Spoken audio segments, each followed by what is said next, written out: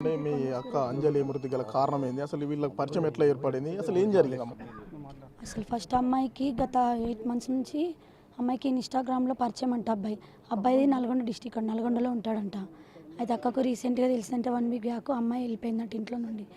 అక్క అసలు ఆమె వెళ్ళిపోయిందని సంగతి తెలియదు, ఇంట్లో గోల్డ్ లేదని చెప్పి చూసుకుంటే అక్క అమ్మాయి తీసుకుపోయిందని తెలిసిందంట. వెళ్ళి మిస్సింగ్ కంప్లైంట్ పెట్టిందంట.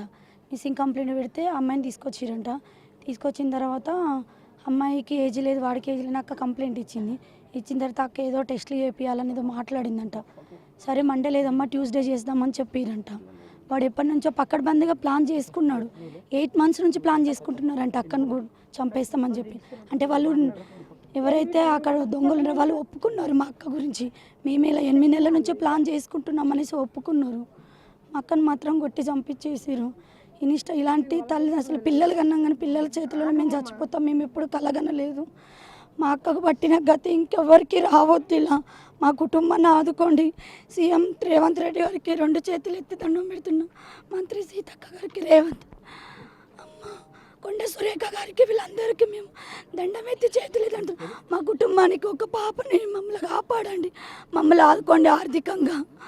మాకు న్యాయం కావాలి. వాడికి ఉరి శిక్షణ లేదంటే వాడిని మా చేతికన్నా అప్పగించండి. మా అక్కని ఎలా చంపిండో మేమైనా చంపుతాం. ఇది ఒక్కడి మాకు న్యాయం చేయండి సార్. మొత్తానికి అంజలి కుటుంబం వద్ద మొత్తం విషయాచారాలను కొనేందుకు సంబంధించి సాంస్కృతిక సారథికి సంబంధించిన ఎంప్లాయీస్ ఉన్నారు, తోటి ఎంప్లాయీస్. అసలు అంజలి ఎలా ఉండేది, ఎట్లా ఆమె వ్యక్తిత్వం ఎలాంటిది, ఆ పిల్లల్ని ఎలా చూసుకునేది?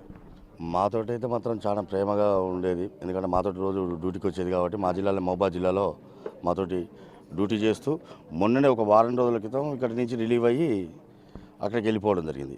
అయితే అసలు ఏంటంటే ఇక్కడ ఉంటే బతికేది అనుకుంటున్నాను. ఎందుకంటే తను ఇక్కడ డ్యూటీ చేస్తున్నప్పుడు ఇటు వచ్చేది కాబట్టి వాళ్ళ గ్రామ క్రీడలు అప్పుడు నడిచేది.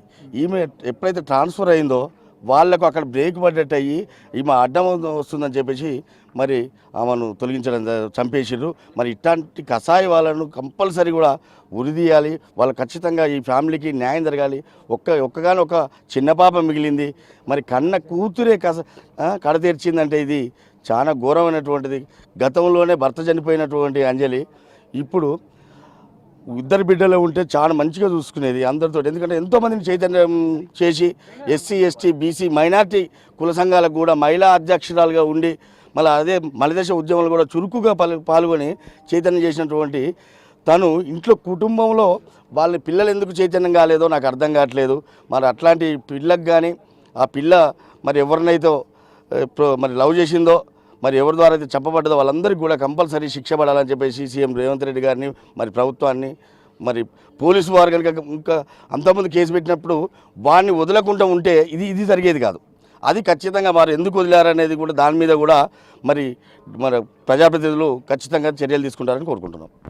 అంజలి మృతికి గల కారణం పోలీసులు నిర్లక్ష్యం వహించడం కారణంగానే ఒక నిండు ప్రాణం బలైపోయిందని చెప్తున్నా. కన్న కూతురే కసాయిగా మారి కన్న తల్లిని కిరాతకంగా కొట్టి చంపిన సంఘటన కూడా మొత్తం కలిసివేసిన సంఘటన జరుగుతుంది. స్వగ్రామమైన ఇనుగుర్తులో కూడా మొత్తం విషాద ఛాయలు అనుకున్నాయి. వీడియో జర్నలిస్ట్ వీరేందర్తో యశ్వంత్, బిగ్ టీవీ, ఇనుగు.